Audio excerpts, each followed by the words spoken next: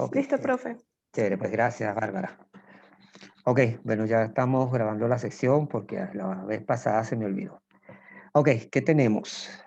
¿Qué tenemos aquí entonces? Tenemos 3 módulos que ya ustedes deben haber revisado, deben haber leído, deben haber estudiado, ¿no? El primer módulo era el sector público y la restricción presupuestaria intertemporal. Es decir, en ese módulo se vio cómo se llega a esa restricción presupuestaria del gobierno en función de cómo, qué elementos tiene para generar el déficit, ¿verdad? Y habíamos dicho allí que esa variación de deuda era igual a ¿quién? Al gasto público más el servicio de la deuda menos impuestos. Esa es la restricción presupuestaria intertemporal del gobierno, ¿verdad? Entonces vimos allí los diferentes tipos de déficit fiscal que se pueden derivar de allí, ¿ok? El financiero, el primario, el doméstico creo que no lo puse,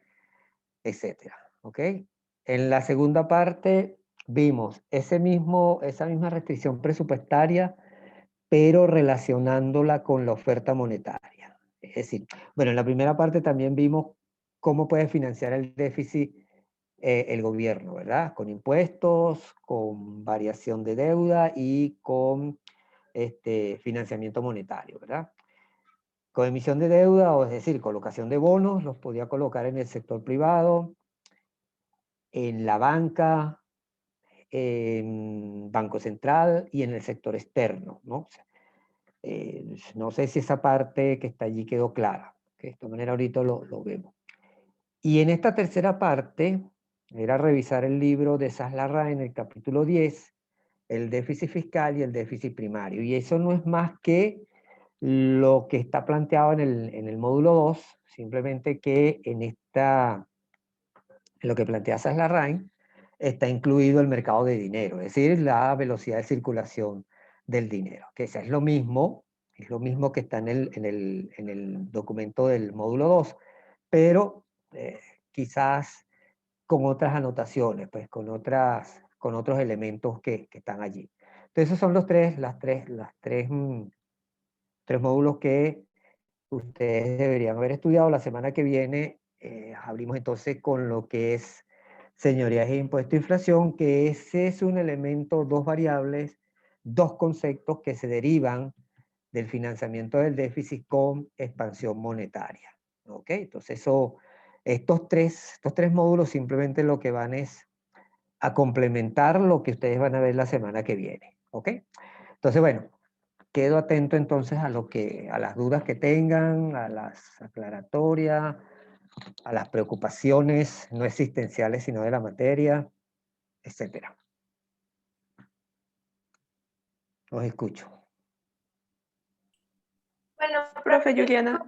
algunas dudas. Ajá. ¿Quién es Juliana, no? Sí, profe. Ok. Se identifica porque no tengo aquí en la pantalla el nombre que me salga de ustedes, así que me dice. Ok. Dime. Bueno, profe, la primera duda sería referente a cuando el Banco Central financia el déficit fiscal con emisión de dinero. Vemos que las reservas internacionales llegan a niveles muy bajos y que por eso el Banco Central deja de intervenir en el mercado cambiario. Entonces, en este caso, si los agentes económicos, o sea, ya hablan en el caso inflacionario, ¿verdad? Si los agentes económicos quieren poder comprar divisas para no perder su poder adquisitivo, por así decirlo, pero no pueden hacerlo a través del Banco Central, ¿cómo lo harían? Es decir, es algo similar a lo que estamos viendo ahorita en Venezuela, pero como usted mencionaba en las anteriores clases, esto ha sido progresivo. Entonces, en el inicio, cuando ya el Banco Central se queda sin reservas internacionales, mi duda es, ¿cómo hacen los agentes económicos para poder acceder a esas divisas? Ok, fíjate. Primero hay que entender lo que está en el capítulo 2, en el documento del capítulo 2. Cuando financias el banco, con el Banco Central, puede ser bajo tipo de cambio fijo y bajo tipo de cambio flexible. O sea, tenemos esa distinción allí que es importante entenderlo, ¿ok? Cuando financia con tipo de cambio fijo, como lo vimos en el tema de monetario, en la unidad 2, ¿verdad? El Banco Central tiene 2 objetivos. o controla la oferta monetaria o controla el tipo de cambio, ¿ok? Si asumimos que el Banco Central asume el segundo objetivo, es decir, controlar el tipo de cambio, pudiera estar implícito allí el objetivo de anclar los precios, ¿ok? Pero eso generalmente no funciona si los desequilibrios macroeconómicos son muy fuertes, ¿ok? Pero asumamos que, ceteris paribus, el gobierno quiere anclar los precios. Ok, ¿qué pasa allí? Igualito el gobierno va a financiar su déficit con expansión monetaria, ¿ok? Vamos a ver si lo tengo aquí, pero no sé si lo tengo. Vamos a ver. Denme un minuto. Ah, no, es que no puedo compartir pantalla porque Bárbara lo tiene conectado por allá. No sé si me puedes permitir compartir pantalla, Bárbara. No sé si se puede. Sí, profe, ya voy. Ok.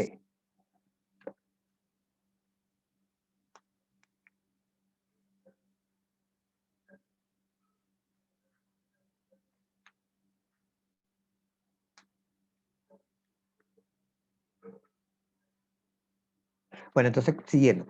Entonces, ¿qué pasa allí? Igualito el gobierno va a financiar su déficit con expansión monetaria. Entonces, ubíquense en la ecuación que está en el trabajo 2, en el documento 2, ¿ok? Donde está déficit fiscal, o sea, variación de déficit fiscal, variación de deuda, perdón, variación de deuda pública igual a variación de oferta monetaria más variación de deuda colocada en el sector público menos reservas internacionales, ¿ok? Ahí en ese contexto, ¿qué hacemos? Profe, Eliminamos... disculpe. Ajá. Creo que ya Dime. puedo hacerlo. Ok, vamos a ver. Ahora sí, perfecto, gracias. Archivos. No. ¿Dónde tengo?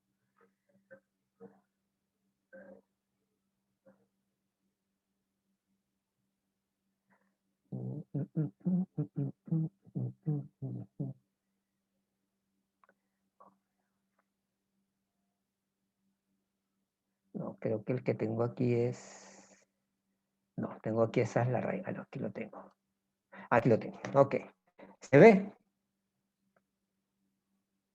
¿Se ve el documento? Sí, profe. Chévere. Ok, ¿dónde estamos? Ok, deuda pública, ¿dónde está la ecuación?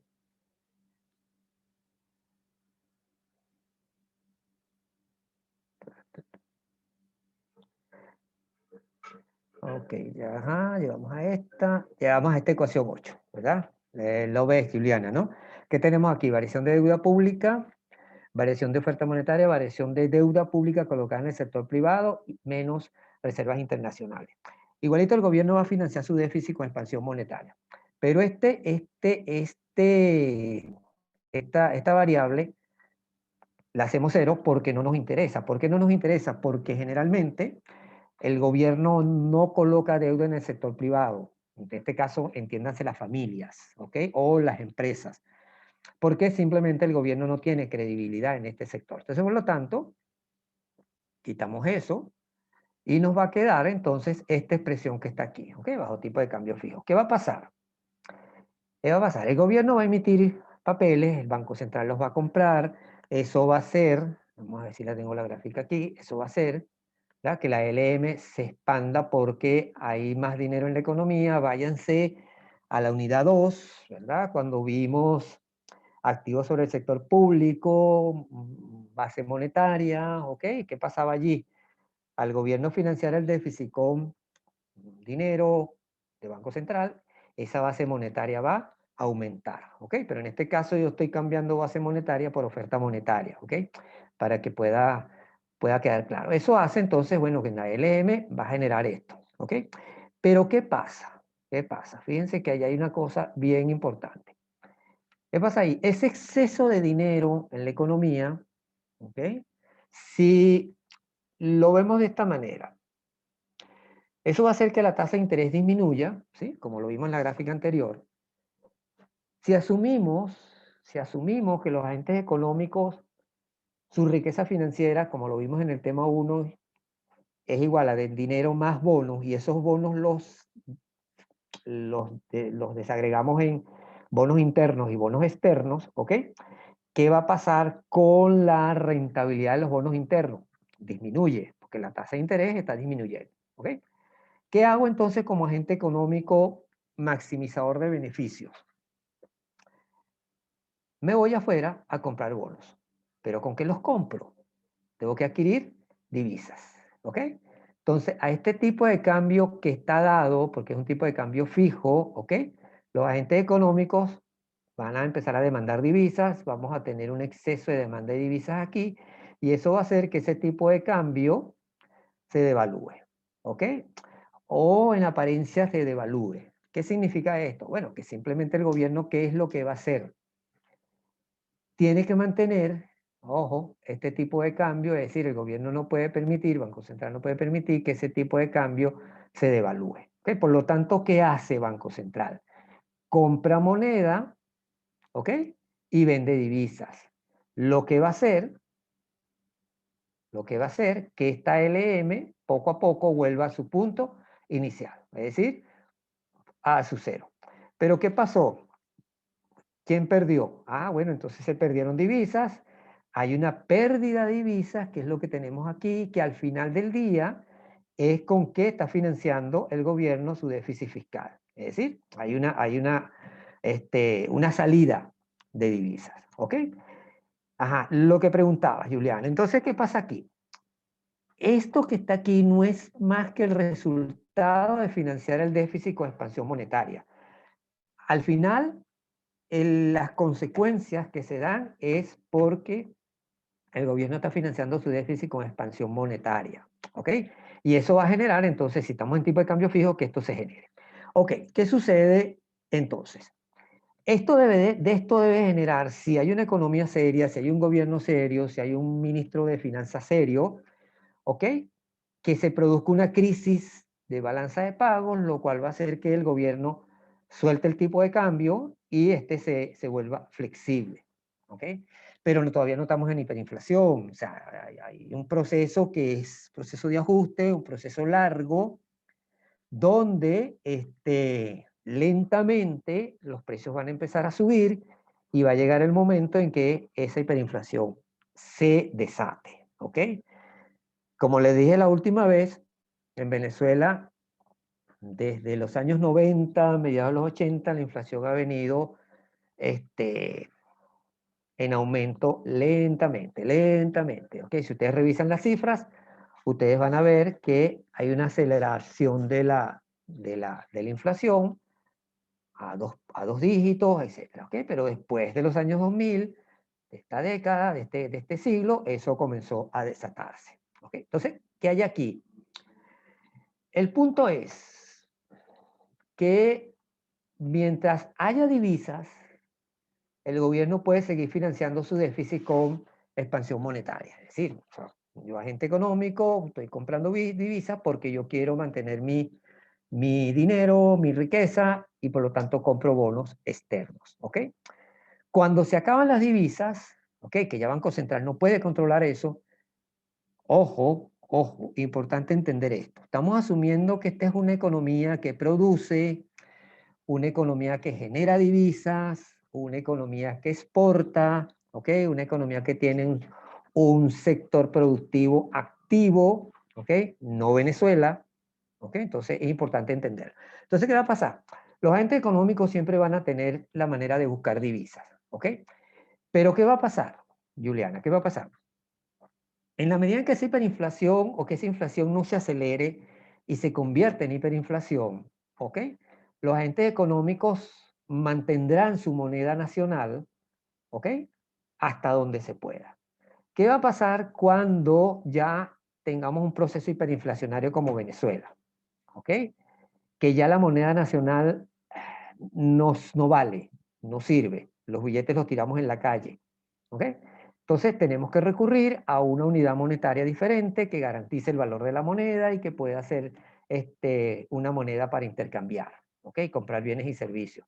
Entonces, en ese contexto, si esa economía, repito, si esa economía produce, si esa economía genera riqueza, porque todavía en medio de la hiperinflación tú puedes tener una economía que esté generando producción, ¿ok? Que esté exportando.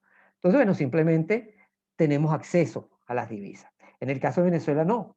En el caso de Venezuela no produce divisas porque no exporta, porque no hay sector productivo es que exporte. El único que queda medio vivo es el sector petrolero, y las divisas que percibe por exportación de petróleo no son suficientes. ¿Ok? Entonces, el problema con Venezuela es que no tenemos divisas y tenemos que andar brincando y saltando por ahí porque no hay divisas. Pero hay una sustitución de moneda que lo habla Sass Larraín en el capítulo 10. ¿Ok? Entonces, eso es importante entenderlo. Entonces, fíjense aquí, bajo tipo de cambio fijo, esto pasa. ¿Ok? No sé, Juliana, si te quedó claro o quieres compartir algo más. Sí, profe, esa duda me quedó clara, pero tengo otra. Ok, no, tranquila, dime. Ok, profe, la otra duda es referente justamente a lo que leí en el capítulo de la REIN, ¿verdad? El 10. Exacto, profe. Casi al finalizar, ellos hablan de la impermeabilización. Ajá. Y yo quería preguntarle si cuando ellos hablan de esto, que es como una medida contra la inflación, se refieren es como a mantener un flujo de dinero determinado, fijo, por así decirlo, porque lo atan a la inflación que hay para evitar las pérdidas. Por ejemplo, supongamos que son los salarios que mantienen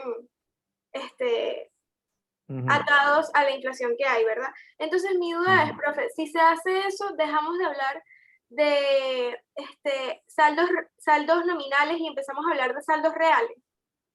Ajá, lo que no entendí es la palabra que me dijiste, impermeabilización o indexación. Ellos le llaman impermeabilizar, profe, pero básicamente indexación. Ajá, sí, pues tiene que ser indexación. Profe, Bueno, pero yo no... Dígame. disculpe, que Stephanie está intentando entrar, que si le puede dar acceso. Ah, yo, ay, espérate. Ajá, ¿y dónde le doy acceso? Porque fíjate, ya va, espérate. Ya va. Ajá, pero ¿dónde la...? Ah, ok, ya va, admitir, ya. Ok. ¿Listo? Bárbara, ¿listo? Sí, profe. Ok, está bien. Ajá, ya va, espérate que me quedó la duda ahí de lo que dice Sass-Larraín. Déjame revisarlo después, pero me quedó la duda. Fíjate, es que el problema está en que cuando hay un país, que el país llega a esos procesos de hiperinflación, ¿ok? Todo se desequilibra. Ya la gente no quiere la moneda local, empiezas a cambiarla por una moneda nueva, etcétera, ¿no? Ok. Te pongo el caso de Venezuela, o les pongo el caso de Venezuela. La gente pregunta, ok, pero ¿la dolarización se va a dar? ¿No se va a dar? Hay una dolarización de facto que no ha llegado a todo el mundo. O sea, la dolarización ha generado las diferencias abismales entre los agentes económicos de Venezuela, ¿no? Entonces, ¿qué pasa? En Venezuela hay muchas restricciones todavía para asumir una dolarización. Y la primera restricción que hay es la del gobierno, ¿ok? Para que la dolarización en Venezuela se concrete y ya fluya, el primero en que tiene que empezar a pagar en dólares el salario del sector público es el gobierno. Es decir, todos sus gastos, todo su consumo, tiene que entonces empezar a pagarlo con dólares. ¿Ok? Entonces ya esa restricción se eliminaría. Tendríamos una restricción financiera que también poco a poco se está eliminando, ¿ok? Porque ya hay muchos bancos que están abriendo cuentas en dólares para hacer transacciones en Venezuela, ¿ok? Pero la mayor restricción que hay en estos momentos es por parte del gobierno, pues, ¿ok? Cuando el gobierno ya decida que todos sus gastos van a ser en dólares, ya simple y llanamente ahí lo que hay es que simplemente ratificar eso, ¿no? Por supuesto, eso va en contra de la Constitución porque la Constitución dice que la moneda de curso legal es el bolívar, ¿no? Entonces, eso genera una situación allí contradictoria. Con respecto a los salarios, fíjate, la inflación lo que hace es simplemente destruir salarios, destruir riqueza, destruir capital. Eso es lo que hace. O sea, no, las hiperinflaciones no generan nada bueno. Para resolver el problema de la hiperinflación, ok, Tú pudieras como gobierno empezar a indexar los salarios al proceso hiperinflacionario, pero entonces tendrías que estar aumentando los salarios todos los días, ¿ok? Porque si la inflación sube todos los días, pues, ¿ok? Entonces tú tienes un precio ahorita en la mañana, pero ya en la tarde hay otro. O tienes uno ahorita en la mañana y vas al mismo sitio mañana y ya entonces no son $1, sino que son $2, por ejemplo, o 1.50.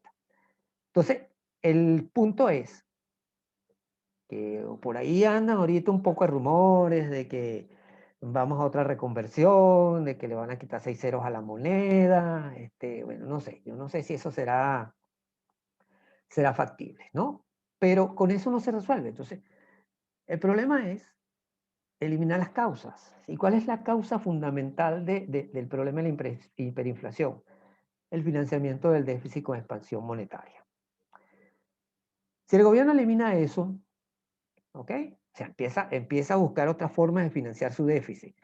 Entonces pudiéramos entonces ya hablar, ok, ya la situación comienza a resolverse, no se va a resolver de la noche a la mañana porque eso no va a ser así.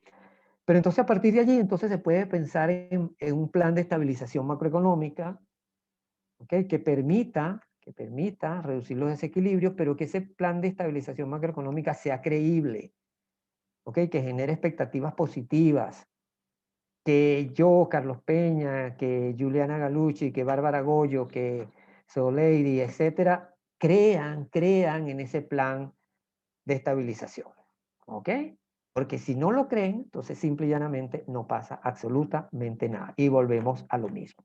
Entonces, es factible, Juliana, ok, si yo soy un gobierno irresponsable, puedo indexarlo a la inflación, pero eso significa que yo tengo que estar aumentando el salario todos los días, ¿ok? O cada mes, o cada 15 días, para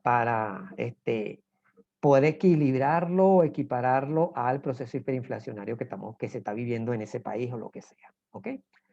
No sé si te quedó claro. De todas maneras, yo reviso Saslarrain y verifico esa palabra que tú me dijiste allí, ¿ok? Ok, profe, sí, está casi ya literal terminando el capítulo. Ellos ponen como una sección que se llama, entonces las personas deben aceptar vivir con inflación, una cosa así, y entonces explican cuáles podrían ser las posibles soluciones. Pero sí, me queda claro, gracias. Ok, perfecto. Ajá. ¿Alguien más tiene dudas, aclaratorias, consultas? Buenos días, profe. Buenos días, ¿quién me habla? Stephanie. Hola, Stephanie. Le tengo una pregunta sobre el mecanismo de el déficit fiscal bajo un sistema de cambio flexible. Ok. ¿El mecanismo sucede siempre o cumple la secuencia de hechos donde, primero, sucede el déficit fiscal logrando así aumentar la oferta monetaria de la economía, que luego hace que se deprecie el tipo de cambio y esto provoca el aumento de los precios de bienes comerciales, ¿no? Y se crea una inflación generalizada. ¿Esto siempre sucede así o puede existir un caso de no existe este mecanismo?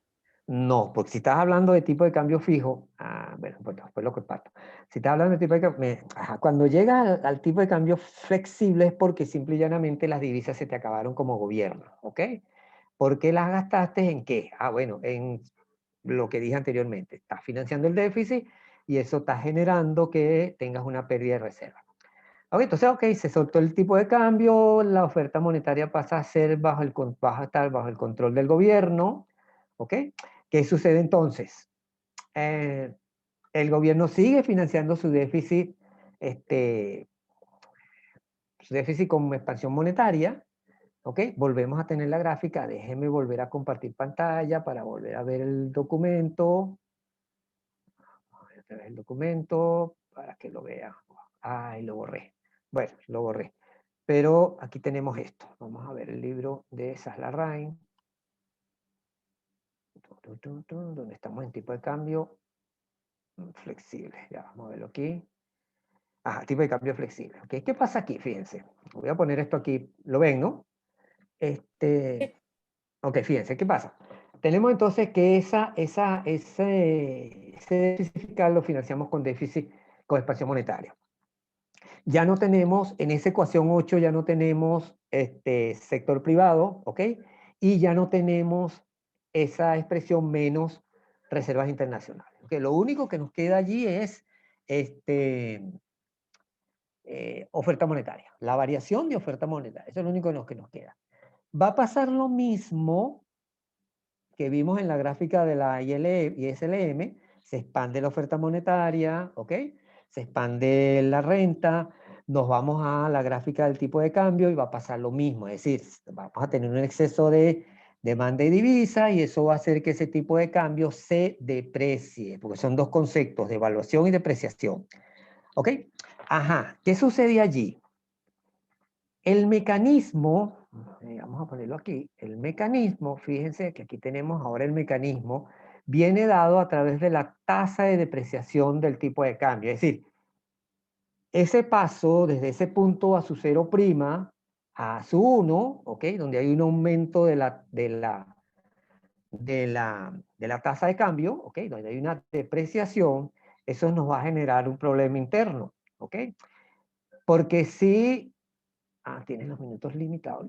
Goyo, vamos a tener que salir y volver a entrar, ¿oíste? Porque ya nos está diciendo que tenemos minutos limitados.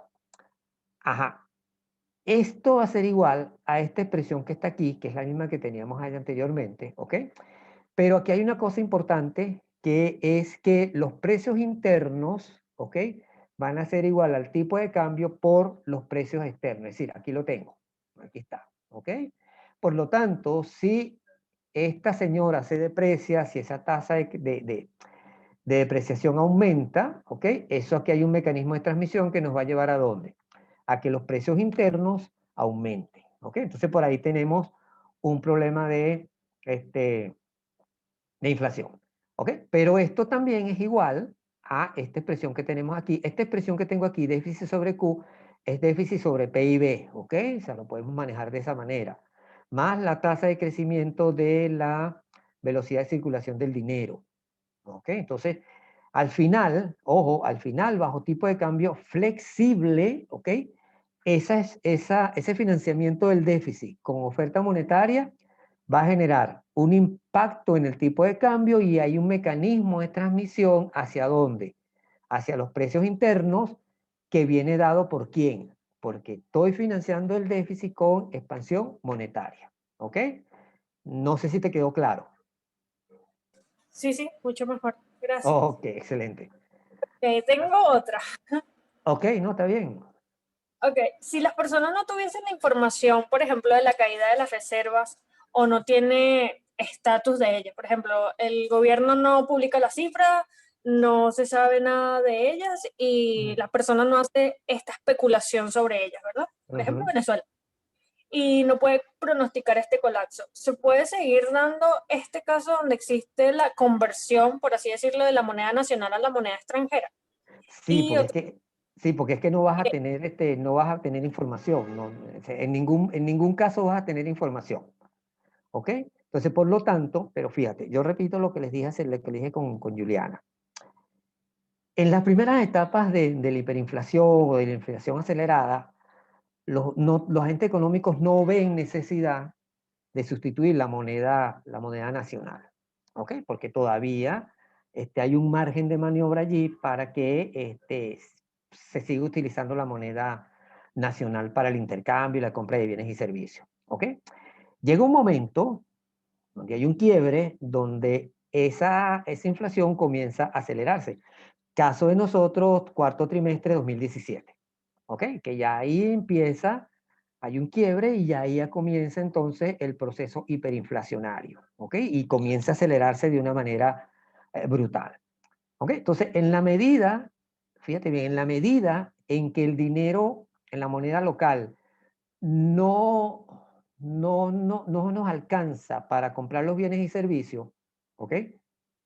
Porque se deprecia demasiado rápido, ¿ok? ¿Qué es lo que pasa en Venezuela? Que la depreciación del bolívar es demasiado rápido, ¿ok? Entonces, ¿qué hacemos? Bueno, simplemente empezamos a sustituir la moneda local por una moneda que se considere fuerte, que tenga poder de, valor, de poder de cambio, que tenga valor, ¿ok? Que me sirva para ahorrar, etcétera, ¿ok? En este caso el dólar, pues, ¿ok? Que es una moneda fuerte. Entonces, en esa medida, ¿ok? Que por aquí quizás Larraín lo dice más adelante, él lo habla, huida del dinero, pero el punto es que simplemente sustituimos, por lo tanto no estamos demandando dinero, no estamos demandando moneda local, ¿ok? Si no estamos demandando moneda local, por lo tanto la demanda de dinero disminuye y esto que está aquí, esta tasa de crecimiento del dinero, la tasa de crecimiento de la velocidad de circulación del dinero aumenta, ¿ok? Entonces, eso pasa, eso va a pasar, eso no es nuevo de Venezuela, eso ha pasado en todas las etapas hiperinflacionarias. ¿Qué va a pasar al final? Bueno, o al final, resuelves el problema dolarizando completamente la economía, ¿ok? O lo resuelves con una reforma monetaria, no una reconversión, porque eso no funciona, ¿ok? Entonces, o aplicas un paquete económico que sea eficiente para resolver el problema de la hiperinflación. De resto, tú vas a tener en economía esas dos monedas. Por supuesto que al final la moneda nacional va a desaparecer, ¿ok? Y va a permanecer la moneda que la sustituye, en este caso, el dólar, ¿ok? Ok, ¿Quedó ok, claro? mucho más entendible. Ok. Gracias. ¿Más dudas? Tengo otra pregunta por acá anotada. A ver, ¿el efecto riqueza sucede por el incremento en la oferta de bonos? O sea, primero sucede esto y luego es que lo absorbe la demanda de dinero. No entendí por dónde viene la pregunta.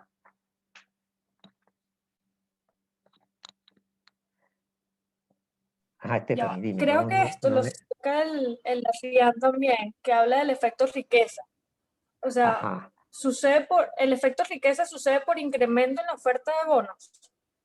Sí, pues claro, cuando hablamos de riqueza, asumimos que es dinero más bono, pero el dinero no genera riqueza porque no tiene una tasa de interés. Los bonos sí, porque tienes una tasa de interés que te permite un rendimiento, ¿verdad? Déjame buscar a ver cómo te lo explico.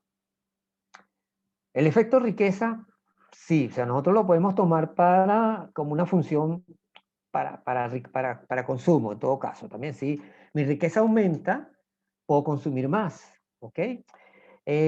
Para la demanda de dinero, que no sé si es lo que tú me quieres plantear allí, si es por la demanda de dinero o si es por el financiamiento del déficit, no me queda claro por dónde lo estás planteando. Por la demanda de dinero. Ok, pero es que fíjate, ok, lo que pasa es que nosotros trabajamos la demanda de dinero keynesiana, ok, que es renta, pero hay dos modelos, que uno básicamente que es el de Tobin, donde mete la riqueza como activo, pues. Entonces, déjame planteártelo de esta manera. A medida que los bonos aumentan, ¿verdad? O sea, perdón, a medida que la tasa de interés aumenta de los bonos, por supuesto, dejo de demandar dinero, ¿ok? O sea, ese dinero lo utilizo ¿para qué?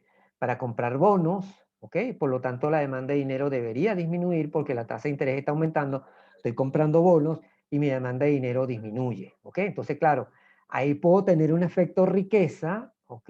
Que va a afectar a la tasa, a la demanda de dinero, ¿ok? Dependiendo de cómo utilice yo esa riqueza, ¿ok?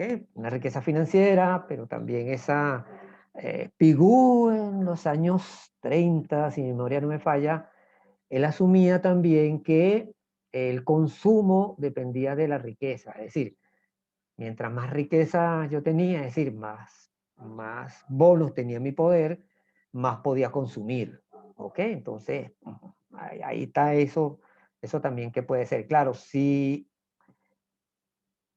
tengo más consumo porque tengo más riqueza, es posible que no aumente. Fíjate, nos podemos ir por el otro lado, por el coeficiente de efectivo en poder del público. ¿Ok? Acuérdate, la C que era efectivo en poder del público sobre depósitos, ¿verdad? Y nosotros en ese momento hablamos de que esa C dependía de qué variables. Una de ellas puede ser la riqueza. ¿Ok? Si mi riqueza aumenta, por X razón, voy a demandar SC disminuye, porque estoy demandando menos efectivo, estoy demandando menos demanda de dinero, etc. Eso, por supuesto, puede tener un impacto en la economía, porque ¿qué pasa con la oferta monetaria? Para que haya equilibrio en el mercado monetario, la oferta monetaria tiene que ajustarse ¿a quién? A la demanda de dinero, y en consecuencia también disminuiría.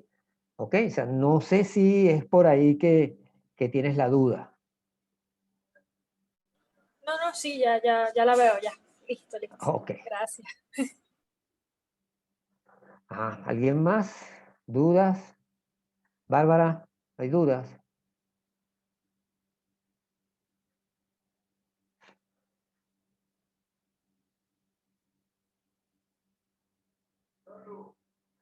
Ajá.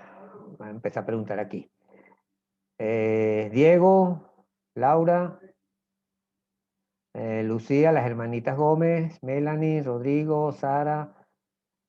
¿Tienen preguntas? ¿Tienen dudas?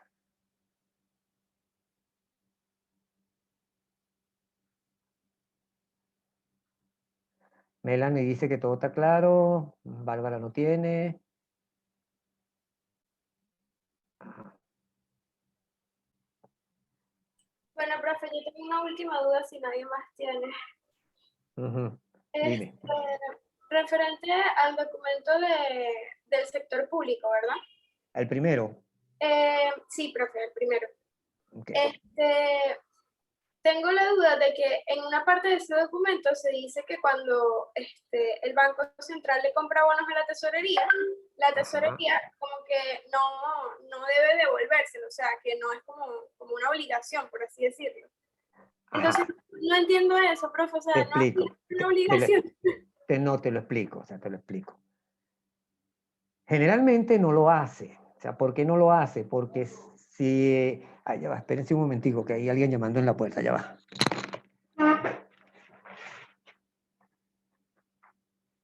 Ya voy, no estoy ocupado, estoy dando clase.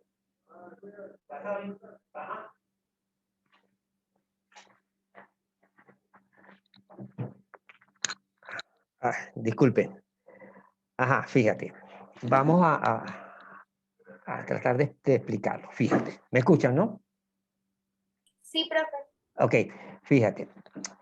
Cuando el Banco Central pierde su independencia, su autonomía, que simplemente es un apéndice del gobierno, ¿ok? Es la caja chica del gobierno.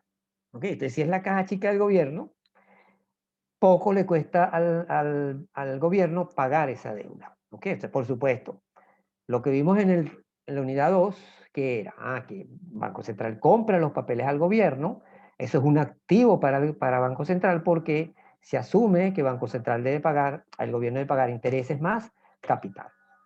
¿Ok? Pero en una economía medianamente seria, eso debería pasar. Sin embargo, en la mayoría de las economías donde tienes al Banco Central como un apéndice, como una caja chica, simplemente no lo vas a pagar. O sea, te endeudas con el Banco Central y no pagas intereses. Aquí en Venezuela pasó eso una vez, bueno, ahorita también está pasando, donde el gobierno tuvo que endeudarse, ¿ok? Hacer una especie de bola de nieve, endeudamiento más endeudamiento. ¿Para qué? Para pagarle lo que debía Banco Central. Eso creo que fue en los años 80, finalizando los años 80, mediados de los años 80, por ahí creo que fue.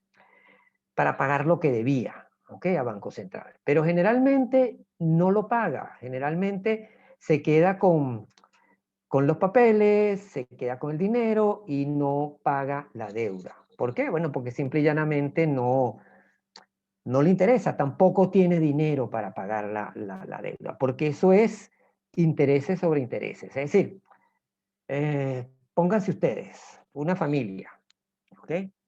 Que pidió prestado el año pasado. Esa deuda pasa para este año con intereses más capital, ¿verdad? O sea, no logró pagarla este año. Esa deuda se acumula, este año se acumula para el año que viene, ¿ok? Entonces, esa deuda va creciendo y va creciendo. Igualito pasa con el gobierno, esa deuda va creciendo y se convierte en una especie de bola de nieve que comienza a crecer, a crecer, a crecer, a crecer, ¿ok? ¿Qué hace el gobierno si no tiene dinero para pagar esa deuda? Bueno, puedes endeudarte en otra forma, ¿ok? Seguir pidiendo prestado. Pero al final, Juliana, el gobierno no paga, ¿ok? No le paga al Banco Central si este es simplemente un apéndice más del gobierno. O sea, tipo el gobierno que tenemos hoy ahorita, en estos momentos en Venezuela. ¿Ok? Entiendo, ahora sí lo veo, gracias. Ok. ¿Algo más? ¿Algunas dudas? Bueno, ya estamos finalizando el semestre, ¿no? Nos quedarían dos semanas. La que viene, que sería impuesto, señorías e impuesto a inflación.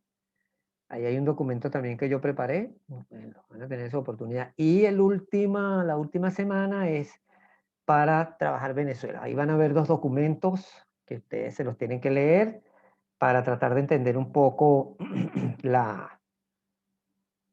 realidad de Venezuela en este aspecto. ¿Ok? Entonces, es importante que se pongan a estudiar desde ya. El examen corto, creo que es la semana que viene o la otra de arriba, no recuerdo. Creo que es la semana que viene. ¿No, Juliana? Sí, profe, si mal no estoy, el examen corto era la semana del 16 de julio. Sí, la semana que viene. Sí, porque la semana que viene es 15, hoy es 8, 15, sí, 10, sería el domingo de la próxima semana. Y el examen final, el largo, sería la otra de arriba. ¿Ok? Entonces, bueno, si quieren, la semana que viene nos volvemos a encontrar y volvemos a hacer una clase de preguntas. Aunque aquí ninguno, bueno, espero que realmente esté todo claro ahí. Estoy revisando los exámenes, ¿ok? Espero que hoy es jueves. Bueno, vamos a ver si para el lunes ya los tengo listos, ¿ok? Para enviárselos. Pero estoy en eso, poco a poco, ¿ok? Bueno, si no hay Profe, más dudas, dígame. otra pregunta. Dime, Stephanie. ¿El efecto Olivera Tansi en Venezuela se puede revertir? En el sentido de que cada vez que nosotros tenemos la recaudación de los tributos, nosotros no, ¿cómo se dice? No agarramos totalmente la cantidad real de los tributos por la hiperinflación. ¿Eso se puede revertir en algún momento? Si la hiperinflación baja. Si tienes inflación baja, por supuesto que eso baja, pues, ¿ok? Pero el punto Ok. lo Y Tansi lo ajá, déjame completar esto. Es que al final del día, el que sale más perjudicado con el Olivera Tansi es el gobierno, porque no recaudas la misma cantidad de recursos que pudieras recaudar en una economía donde tienes un proceso inflacionario bajo. ¿Ok? Entonces, hay una discusión muy interesante sobre ese efecto Olivera Tansi y el financiamiento del déficit, ¿no? Porque en hiperinflaciones ese efecto Olivera Tansi es espectacular, pues. O sea, el gobierno no puede recaudar impuestos por esa vía, pues, ¿ok? Ajá, dime, ¿qué más? ¿Qué otra pregunta? para ver si entendí bien. Ok, El déficit fiscal no es igual, perdón, a la deuda interna, ¿no? Nosotros podemos ver la no, diferencia que la deuda interna prácticamente es la masa monetaria, ¿no? Que es la venta de bonos claro, y... Ajá. claro, pero es que ese déficit, fíjate, es que el problema del déficit es que te vas a la ecuación 8, perdón, a la restricción presupuestaria. O sea, la variación de deuda o déficit es igual a quién? Al gasto total más el servicio de la deuda menos los impuestos. ¿Ok? Ese es tu gasto. Entonces, yo no recuerdo si la vez pasada se los dije.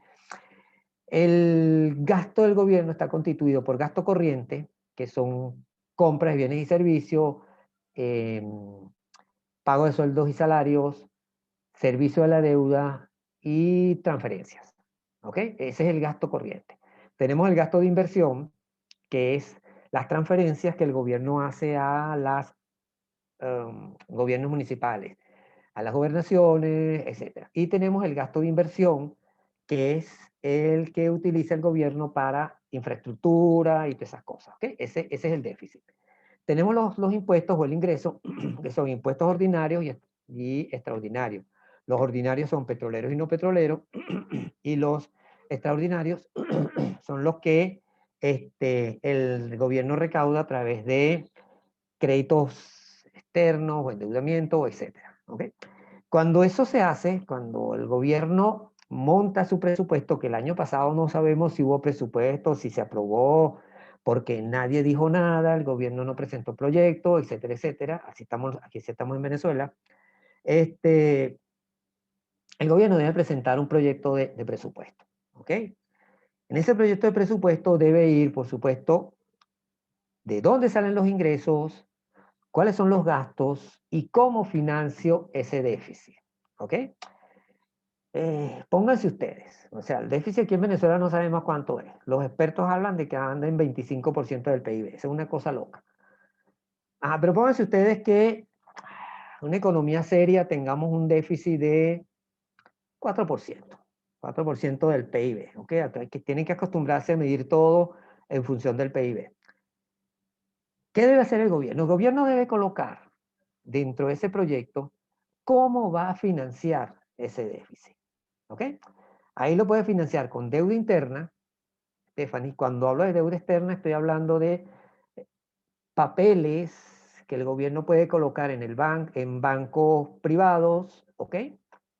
Bueno, en el sector financiero. En el sector financiero, en el sector privado, pero generalmente eso no sucede, generalmente en el sector financiero, ¿ok? Podemos meter allí también Banco Central, etcétera, ¿ok? Puede haber aumento de impuestos, puede haber aumento de IVA, transacciones bancarias, etcétera. O sea, él tiene que especificar eso allí. Puede especificar también financiamiento externo, ¿ok? Es decir, créditos externos que consiga, bonos que coloque en el exterior, etcétera. ¿Ok? Entonces, él debe especificar eso, cómo va a financiar ese déficit. ¿Ok? Porque es obligatorio por ley. Es decir, aquí en Venezuela hay una cosa llamada ley de crédito público. ¿Ok? Y esa ley ampara esa cuestión que está allí. ¿Ok? Entonces, ese déficit fiscal, que es igual a gasto más servicio de la deuda menos impuestos, ¿ok? Tiene un financiamiento. Y ese financiamiento viene dado por ahí. En el caso que estamos trabajando nosotros ahorita es el más terrible, el que genera más pesadilla, que es el financiamiento monetario, o sea, el financiamiento de Banco Central. Cuando todo lo demás falla, como un gobierno como el venezolano, que no tiene acceso al crédito externo, que tampoco tiene acceso al crédito interno, ¿qué le queda? Lo único que le queda es financiar su déficit con expansión monetaria, porque no le cuesta nada, ¿ok? Porque simplemente lo que hacen es emitir dinero y todo le sale a él absolutamente gratis. ¿Con qué creen ustedes que está pagando los bonos y las transferencias que está haciendo el gobierno al sector, a la familia? Con emisión de dinero, con Banco Central, ¿ok? Eso lo está haciendo el gobierno, ¿ok? Entonces, es importante distinguir, Stephanie, ¿ok? Déficit fiscal de financiamiento, ¿ok? Financiamiento interno, financiamiento externo para financiar ese déficit que se está generando, ¿ok? Por supuesto, mientras más grande sea la deuda, más grande es esa variable que tenemos allí de servicio de la deuda, ¿ok? Y mientras más grande sea ese servicio, el déficit es más grande, ¿ok? Y llega el momento en que simple y llanamente ese déficit es insostenible, como el de Venezuela, y el gobierno migra a financiar ese déficit con expansión monetaria, ¿ok? ¿Te quedó claro? Sí, muchas gracias. Ahora sí, Ok, gracias. ok, bueno, siempre a la orden. Entonces, bueno, no sé si hay algo más, si hay alguna otra duda por allí que quieran compartir, alguna otra aclaratoria, no sé, me dicen.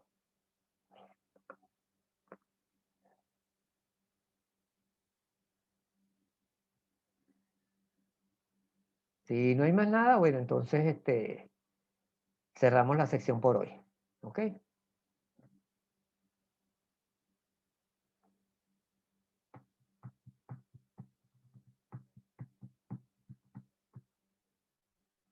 ¿Aló? por mi parte ya yo no tengo dudas hasta ahora.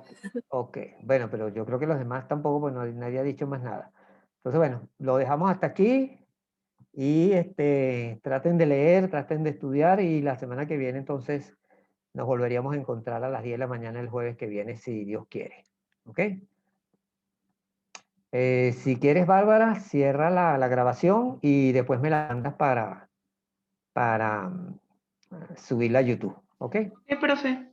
Bueno, chévere, pues muchísimas gracias, que estén bien, cuídense. Profe, hasta luego. Chao. Hasta luego.